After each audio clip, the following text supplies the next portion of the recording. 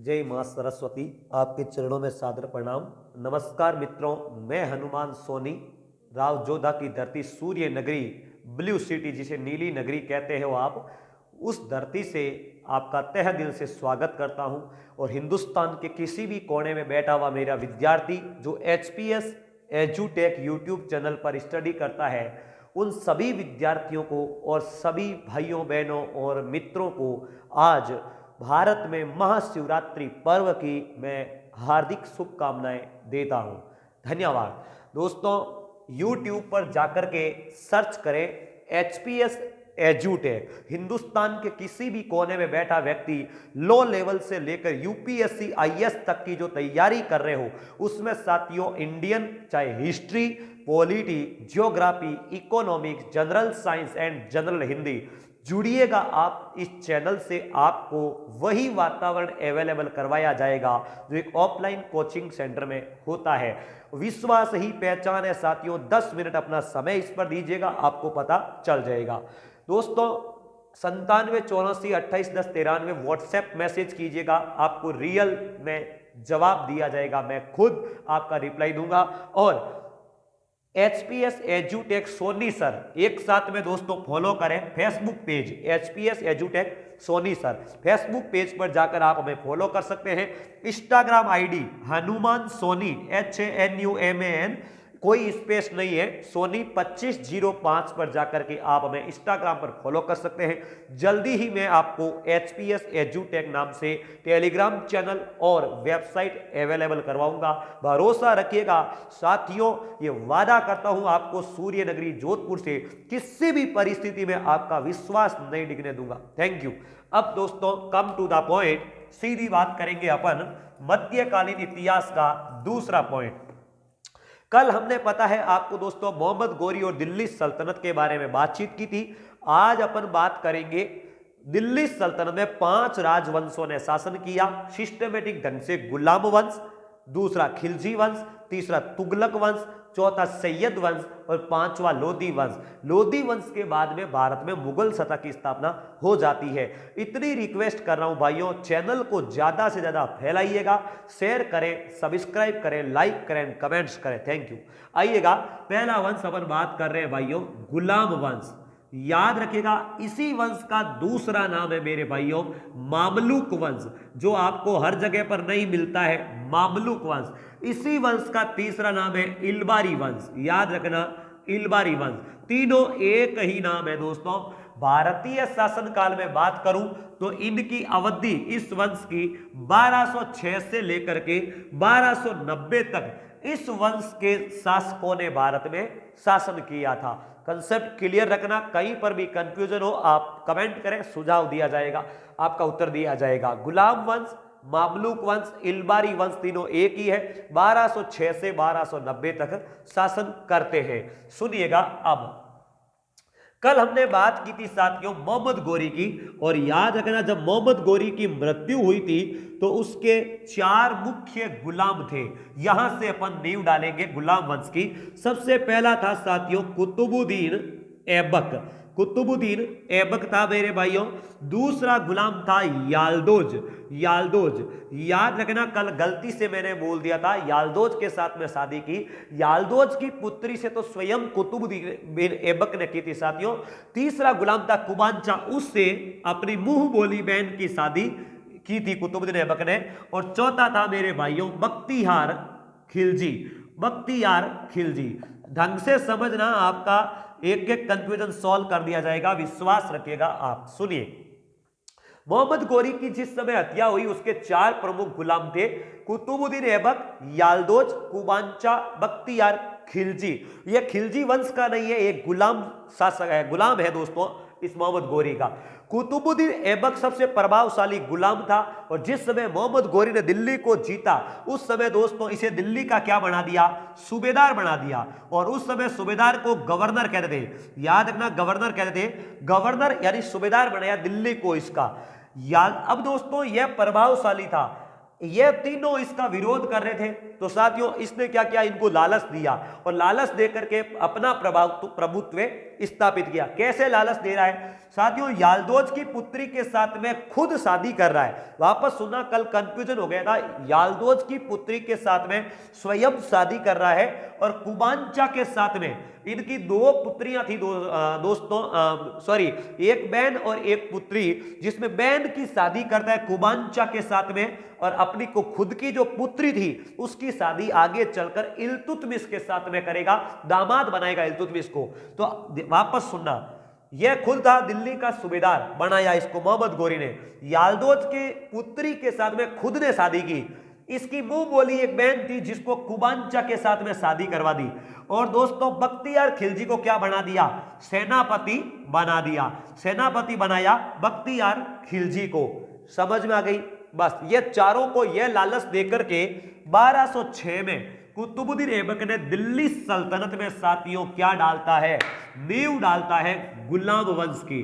अब देखते हैं कुतुबुद्दीन ऐबक, इसने दोस्तों नींव डाली है गुलाम वंश की दिल्ली में। 24 जून, ढंग से याद रखे साथियों, 24 जून 1206 को भारतीय इतिहास में मुस्लिम सत्ता की स्थापना गुलाम वंश के द्वारा की जाती है। गुलाम वंश का शासक कुतुबुद्दीन ऐबक होता है। इसने दोस्तों अपना राज्याभिषेक किया 24 जून 1206 को। और याद रखना, लाहौर को राजधानी बनाया मेरे भाइयों, लाहौर को। दिल्ली को राजधानी नहीं बनाया था कुतुबुद्दीन ऐबक ने। रिपीट कर रहा हूं, दिल्ली राजधानी उस समय नहीं बनी थी। दिल्ली को राजधानी आगे चलकर इल्तुतमिश बनाएगा। इसके समय राजधानी लाहौर बनी थी साथियों, ढंग से समझना। आप लाहौर को राजधानी बनाया और अपना शासन स्थापित किया। बख्तियार खिलजी को अपना सेनापति बनाया। बख्तियार खिलजी जो था उसको अपना सेनापति बनाया मेरे भाइयों। और बख्तियार खिलजी ने कुतुबुद्दीन ऐबक के शासन काल में बंगाल और बिहार को जीत लिया। आपको बता देता हूं, बिहार में दोस्तों गुप्त वंश के राजा कुमार गुप्त ने नालंदा विश्वविद्यालय का निर्माण करवाया था। उस नालंदा विश्वविद्यालय को बख्तियार खिलजी ने जला करके नष्ट कर दिया और बिहार पर अपना कब्जा कायम कर लिया।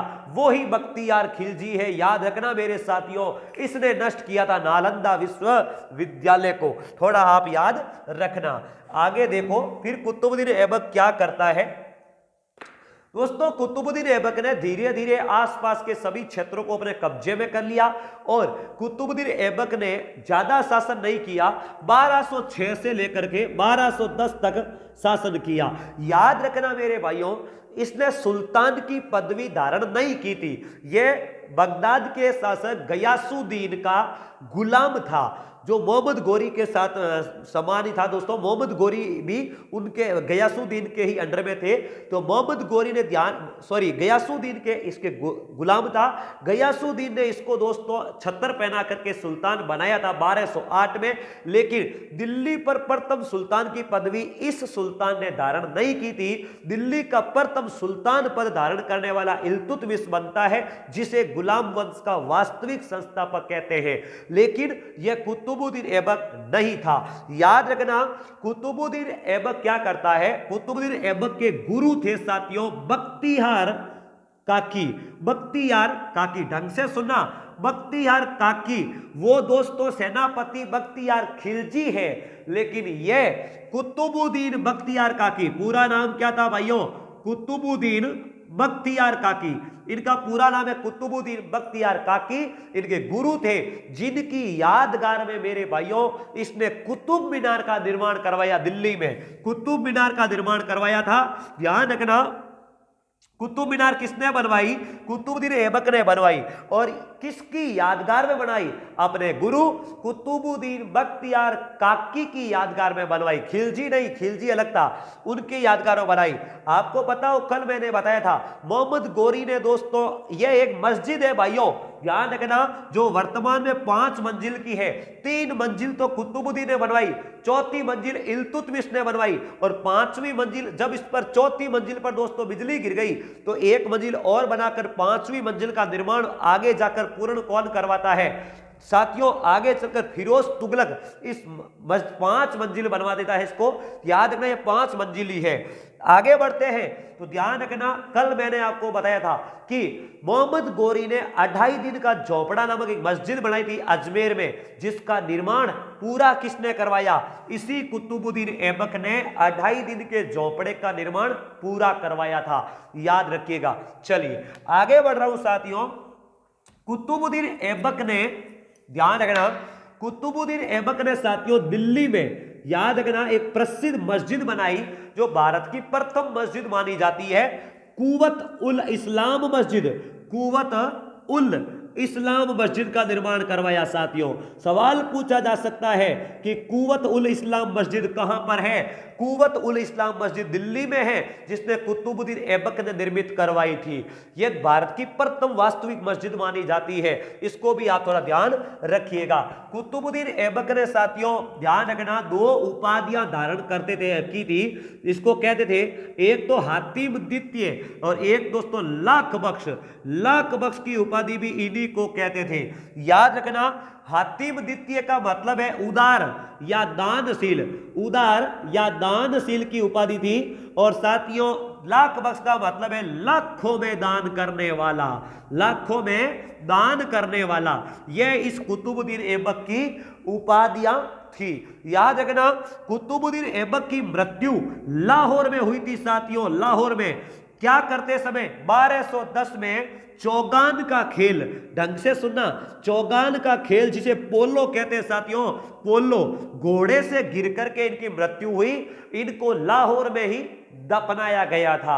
याद रखना मेरे भाइयों, सल्तनत काल में, देखो मैं आपको बताता हूं, सल्तनत काल में साथियों राजकीय भाषा कौन सी बनी थी? फारसी भाषा थी। फारसी भाषा दिल्ली सल्तनत की राजकीय भाषा थी और इसी भाषा में सल्तनतकालीन साहित्य लिखा गया था।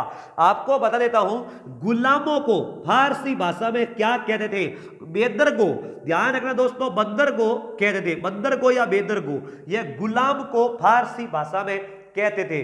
फारसी भाषा का प्रसिद्ध इतिहासकार हसन निजामी, रिपीट कर रहा हूं, हसन निजामी साथियों, यह किसके दरबार में था?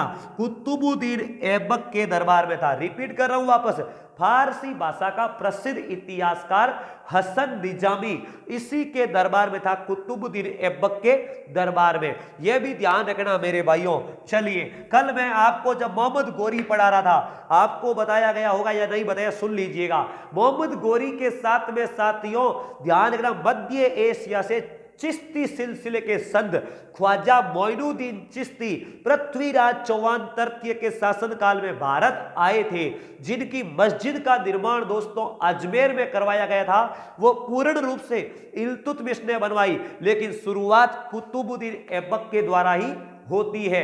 आपको पूछ ले किसने बनवाई, तो इल्तुतमिश करना, क्योंकि दोस्तों इसकी शुरुआत केवल कुतुबुद्दीन ऐबक ने की थी। तो यह तो था मेरे भाइयों कुतुबुद्दीन ऐबक। इससे ज्यादा कुतुबुद्दीन ऐबक के बारे में आपको नहीं मिलेगा। हालांकि छोटी छोटी जानकारियां बहुत कुछ होती है साथियों, थोड़ा ध्यान रखिएगा। तो कुतुबुद्दीन ऐबक 1206 से 1210 पहला शासक, 1206 से 1210। इसके बाद में साथियों इसका पुत्र होता है जिसका नाम है आराम शाह। आराम शाह ध्यान रखना एक अयोग्य शासक था। वो 1210 से लेकर के 1211 तक शासन करता है। 8 महीने का शासनकाल रहा था मेरे भाइयों इनका।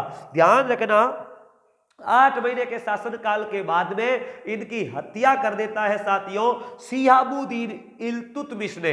इसकी हत्या कर दी और 1211 में राजा बन जाता है शिहाबुद्दीन इल्तुतमिश। तो आप क्रम ध्यान रखें, पहला कुतुबुद्दीन ऐबक, फिर आराम शाह। अब 1211 में राजा बनेगा इल्तुतमिश। ध्यान रखना पूरा नाम शिहाबुद्दीन इल्तुतमिश।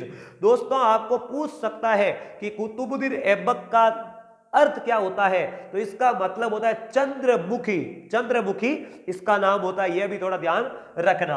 अब देखते हैं अपन शिहाबुद्दीन इल्तुतमिश। शिहाबुद्दीन इल्तुतमिश यह शासक बनता है दोस्तों सल्तनत काल में गुलाम वंश का दूसरा 1211 से 1236 तक शासन करता है। पहली बात, यह शिहाबुद्दीन इल्तुतमिश पूरा नाम था इसका।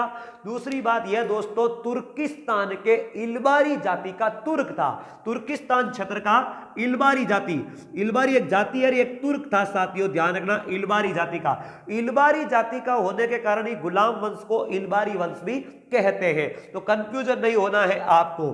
ध्यान रखना, जब यह दोस्तों शासक बना था उस समय यह बदायूं का सूबेदार या गवर्नर था। कहां का था? बदायूं का दोस्तों सूबेदार। सूबेदार को मैं बता चुका हूं, गवर्नर कहते हैं मेरे भाइयों।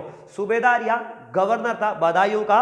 और दिल्ली को राजधानी पहली बार इसी ने बनाया था। तो लाहौर से दोस्तों राजधानी कहां लेकर आया?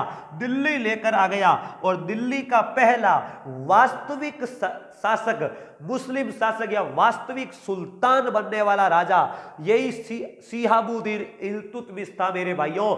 ध्यान रखना, इसी ने 1221 में 1220 के लगभग इसी को बगदाद के खलीफा के द्वारा सुल्तान पद की उपाधि दी गई। इसलिए आपको पूछा जा सकता है कि सुल्तान की पदवी धारण करने वाला पहला सल्तनतकालीन शासक यही इल्तुतमिश था। कंसेप्ट क्लियर हो गया साथियों। चलिए आगे देखते हैं दोस्तों। इल्तुतमिश वो पहला शासक था जिसकी कई उपलब्धियां हैं, तो मैं आपके सामने उनकी एक एक बातें रख रहा हूं, सुनिएगा।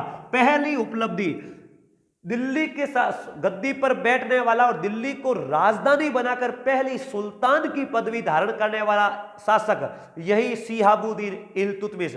दूसरा दोस्तों, दूसरी अरबी सिक्के पहली बार, ध्यान रखना, दिल्ली सल्तनत में या भारत में अरबी सिक्के जारी किसने किए? इल्तुतमिश ने किए। दो सिक्के थे साथियों, एक का नाम था जीतल और एक का नाम था टंका। याद रखना, टंका चांदी का था मेरे भाइयों और जीतल तांबे का सिक्का था। ये दोनों सिक्के इल्तुतमिश ने जारी किए थे। तीसरी बात, इल्तुतमिश ने सबसे पहले जमीन को बांटकर इक्ता प्रणाली शुरुआत की थी। इक्ता प्रणाली की शुरुआत करने वाला कौन था मेरे भाइयों? इल्तुतमिश ही था। इल्तुतमिश ने सबसे पहले इक्ता प्रणाली शुरुआत की। इल्तुतमिश ही वो शासक था जिसने सबसे पहले एक 40 विश्वास पात्र गुलामों का गठन किया, जिसे 40सा दल कहते थे। ये 40 विश्वास पात्र दोस्तों गुलाम थे। इसी को तुर्कान ए चिहलगानी कहा गया था। यह भी थोड़ा ध्यान रखना। इसने दोस्तों दिल्ली में अमीर जो तुर्क थे उनका दमन किया, दिल्ली में अमीरों का दमन किया। ध्यान रखना, दिल्ली में अमीरों का दमन करने वाला शासक कौन था? यही इल्तुतमिश था साथियों, इल्तुतमिश।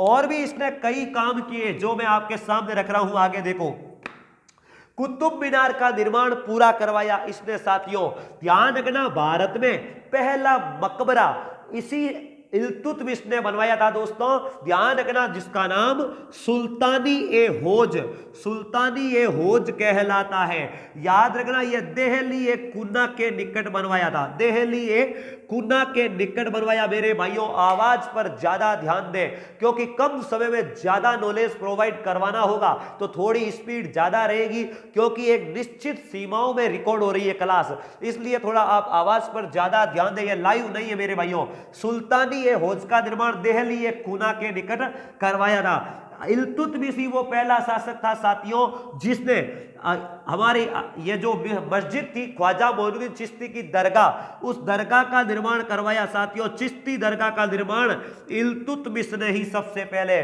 करवाया था। तो यह उपलब्धियां मेरे साथियों इल्तुतमिश की मानी जाती है। दिल्ली सल्तनत का वास्तविक संस्थापक माना जाता है इल्तुतमिश को। यह बातें थी हमारी इल्तुतमिश के बारे में। आगे बात करूं साथियों तो ध्यान रखना, इल्तुतमिश जो है ना साथियों, हमारे कुतुबुद्दीन ऐबक का दामाद भी था और गुलाम सरदार भी था, दोनों था इल्तुतमिश। चलो अब देखते हैं इल्तुतमिश के बाद में इल्तुतमिश का एक पुत्र था साथियों जो जिसका नाम था रुकनुद्दीन फिरोज। रुकनुद्दीन फिरोज नाम था मेरे भाइयों, वो शासक बनता है। केवल 5-4 महीने का शासन काल रहता है उसका। रुकनुद्दीन फिरोज यह एक अयोग्य शासक था। क्यों? क्योंकि साथियों इसकी जो मां थी शाह तुर्कानी तुर्कानिया नाम था इसका, तुर्कान वो नाम था साथियों इस मां का। उस मां का प्रभाव इस पर ज्यादा था, इसलिए शासनकाल ढंग से चल नहीं पाया, अयोग्यता सिद्ध हो गई। इसलिए इस दोस्तों हमारे इल्तुतमिश की दूसरी एक पुत्री थी जिनका नाम था रजिया सुल्तान। उसने लाल कुर्ता पहन करके न्याय मांगा और खुद शासक बनी साथियों। जमींदार अमीरों की सहायता से खुद शासक बनी थी। तो रुकनुद्दीन फिरोज बनता है इल्तुतमिश के बाद में शासक, लेकिन वो ज्यादा शासन नहीं कर पाता है, मात्र 2-4 महीनों का शासन रहता है। रुकनुद्दीन फिरोज की हत्या करवा के साथियों शासक कौन बनती है? रजिया सुल्तान बनती है। यह थोड़ा आप ढंग से सुनना। रजिया सुल्तान का शासनकाल 1236 से लेकर के 1240 तक होता है। यह इल्बारी जाति की एक तुर्की थी, क्योंकि इल्तुतमिश की पुत्री थी रजिया सुल्तान, पहली बात यह। दूसरी, दिल्ली की राजगद्दी पर बैठने वाली पहली मुस्लिम महिला पूछ ले तो भी यही थी, पहली महिला पूछ ले तो भी यही थी। और हिंदुस्तान की पहली महिला शासिका पूछ ले मेरे भाइयों तो भी रजिया सुल्तान ही थी। रजिया सुल्तान ने पर्दा प्रथा त्याग दी मेरे भाइयों, पर्दा प्रथा को त्याग दी और उसने खुले मुंह रख करके राज दरबार में आना शुरू किया। वो दोस्तों पुरुषों की भांति व्यवहार कर रही थी। याद रखना, उसने पुरुष की भांति चोगा पहना। चोगा का मतलब चौड़ा होता है साथियों, जिसे काबा कहा था फारसी भाषा में। और सिर पर टोपी धारण की साथियों, याद रखिएगा, सिर पर टोपी धारण की, जिन्हें कुल्ला कहा गया मेरे भाइयों, टोपी धारण की। इसके कारण साथियों हम इसके शासन काल में थोड़ा विद्रोह पनप गया। याद रखिएगा, गैर तुर्क सरदार जो थे उनको इस रजिया सुल्तान ने सामंत बना दिया, इसलिए तुर्की के जो अमीर थे उनको रास नहीं आया और क्या करवाया, बैराम शाह के द्वारा षड्यंत्र रचवाकर इसकी हत्या करवाई थी कैथल के निकट डाकुओं से। याद रखना, कैथल शहर दोस्तों था, कैथल शहर में डाकुओं के द्वारा इसकी हत्या करवाई जाती है और हत्या करवाता है बैराम शाह। याद रखना मेरे भाइयों, बैराम शाह के द्वारा हत्या करवा दी जाती है। इसने दोस्तों याकूत, जमालुद्दीन याकूत को क्या किया? जमालुद्दीन याकूत को अमीर ए आखुर, वापस बताता हूं सुनिएगा। देखो, जमालुद्दीन याकूत नाम क्या है मेरे भाइयों? जमालुद्दीन याकूत यह नाम है। और इसने क्या बनाया? घोड़े का दोस्तों सूबेदार, यानी अमीर ए आखुर, एक पदवी थी अमीर ए आखुर, उस पदवी पर इसको रखा जमालुद्दीन याकूत को। इसने दोस्तों शादी किससे की? अल्तानिया से शादी की थी, अल्तानिया से। फिर ध्यान रखना, शादी करने के बाद में वापस गद्दी हत्याने की कोशिश की, लेकिन उसकी हत्या कर दी गई थी। एक साथियों मैं आपको बात बताना भूल गया, इल्तुतमिश में नोट करें, इल्तुतमिश के समय भारत में पहली बार मंगोल आक्रमण होता है। आपको बता देता हूं मेरे भाइयों, 1221 में चंगेज खान एक मंगोल आक्रमणकारी था।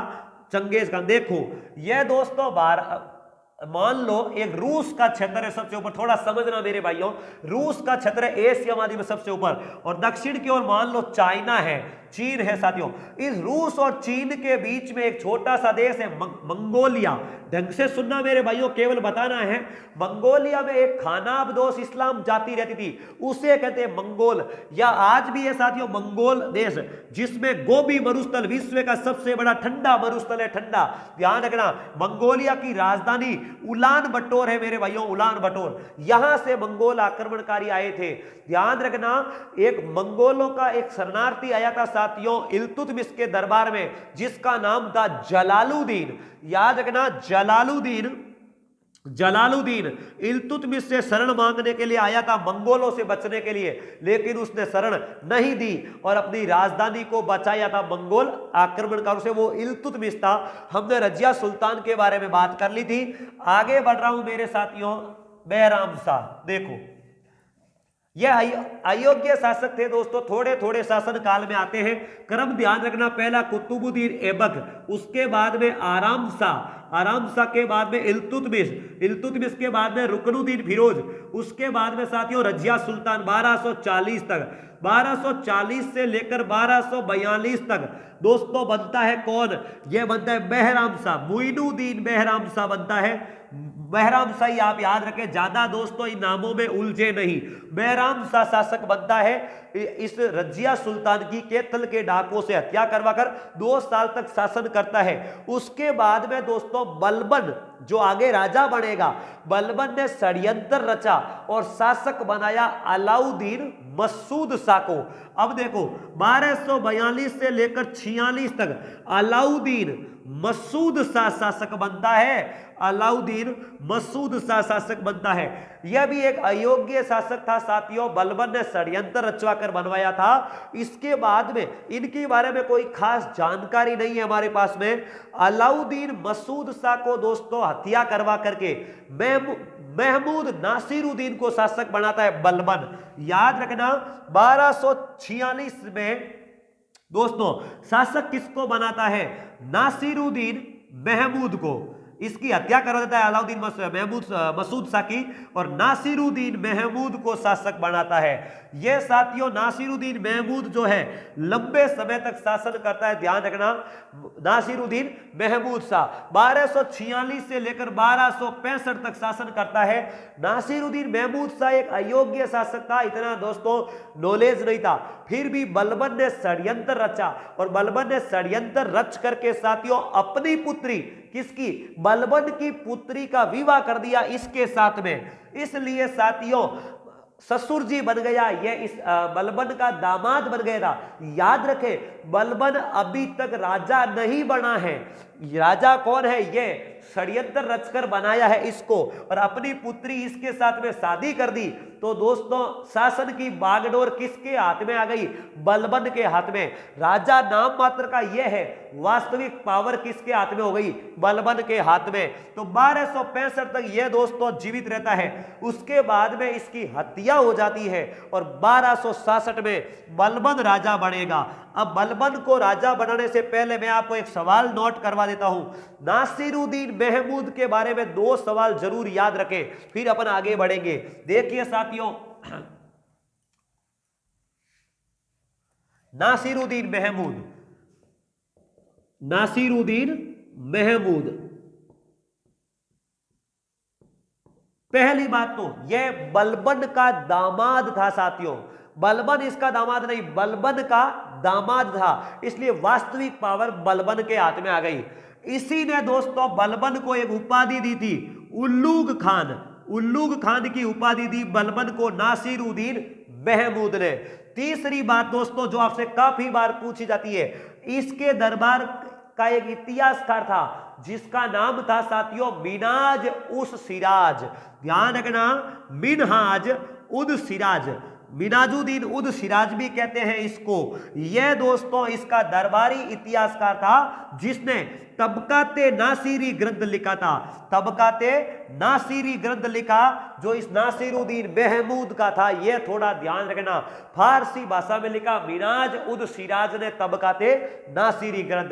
तीसरी बात दोस्तों सबसे इंपॉर्टेंट, दिल्ली का वो सुल्तान नासिरुद्दीन महमूद ही था जो दोस्तों टोपियां बना करके अपना जीवन चला रहा था। ऐसी हालत थी साथियों। देखो एक शासक होने के नाते इसका मतलब वास्तविक पावर किसके हाथ में है? बलबन के हाथ में। तो सवाल पूछा जा सकता है कि टोपियां बना करके जीवन निर्वाह करने वाला शासक कौन था? नासिरुद्दीन महमूद था। चलिए आगे बढ़ रहे हैं। अब साथियों 1266 से लेकर के 1287 तक शासक आता है बलबन और यह बहुत ही प्रसिद्ध शासक बनता है दोस्तों बलबन। 1267 से 1287 तक का कार्यकाल है इसका। बलबन की कई उपलब्धियां अपने को देखने को मिलती है। सबसे पहले तो दोस्तों बलबन एक कट्टर इस्लाम शासक था और यह भी एक तुर्क सरदार ही था। ध्यान रखिएगा, बलबन ने कई ऐसे नियम अपनाए जिसके कारण उसने शासन व्यवस्था तो मजबूत हुई, लेकिन दोस्तों जनता थोड़ी कम खुश भी थी इसकी। पहली बात, इसने कुरान के नियमों पर शासन किया, कुरान के नियमों से शासन चलाया। साथियों ध्यान रखना, अपने नाम के और खलीफा के खुतबे पढ़वाए थे इस बलबन ने। तीसरी बात, जो 40 दल था दोस्तों, किसका, जो 40 दल रखा गया था इल्तुतमिश के द्वारा गुलामों वाला, उसको समाप्त कर दिया था किसने, इस बलबन ने। बलबन ने 40 दल गुलाम सरदार जो तुर्कान चेलगानी था उसको समाप्त कर दिया। चौथी बात दोस्तों, गुलामों को मुक्त किया है इसने। ध्यान रखना, गुलाम सरदारों को भी इसने मुक्त कर दिया और जो बुजुर्ग सैनिक थे उनको पेंशन देने की बात सबसे पहले इसी ने की और पेंशन देकर के दासता से मुक्त किया बलबन ने। इंपॉर्टेंट बात, राजत्व का सिद्धांत अपनाया मेरे भाइयों। राजत्व का सिद्धांत यह क्या होता है, इसने कहा कि राजा जो होता है धरती पर ईश्वर का प्रतिनिधि है, इसलिए राजा को निरंकुश होना जरूरी है, शक्तिशाली होना जरूरी है। यह अपने आप को ईश्वर का प्रतिनिधि मानता था, वो शासक था मेरे भाइयों बलबन। और क्या किया बलबन ने, ध्यान रखना, अपने आप को ईश्वर के समान मानने के कारण उसने सिजदा व पेमोस की प्रथा को अनिवार्य किया था। याद रखना मेरे भाइयों, यह प्रथाएं पूछी जाती है।